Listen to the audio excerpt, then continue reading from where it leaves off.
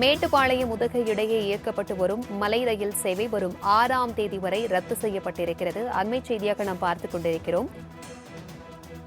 அடர்லி, ஹில்க்ரோவ் ரயில் நிலையங்களுக்கு இடையே நிலச்சரிவு ஏற்பட்டு மரங்கள், பாறைகள் விழுந்ததால் தற்பொழுது தண்டவாளங்கள் சேதமடைந்திருக்கிறது.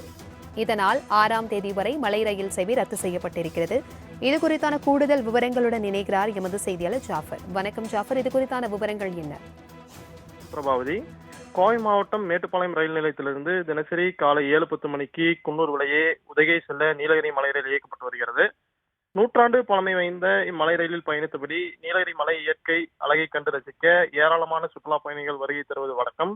இந்த நிலையில் நேற்று முன்தினம் இரவு ஹில்க்ரோ அடர்லி இடையே பெய்த கனமழை காரணமாக தண்டவாளத்தில் மரம் மற்றும் பாறாங்கற்கள் விழுந்தது. இதனை சரி செய்யும் பணியில் ரயில்வே ஊழியர்கள் ஈடுபட்டு வந்தனர். தொடர்ந்து அப்பகுதியில் மழை பெய்து வருவதால் பணிகள் முடியவில்லை என்பதால் வருகின்ற 6ஆம் தேதி வரை மேட்டுப்பாளையத்திலிருந்து உதகை செல்லும் மலை ரயில் போக்குவரத்து ரத்து செய்யப்பட்டுள்ளதாக ரயில்வே நிர்வாகம் அறிவித்துள்ளது. பிரபாவதி,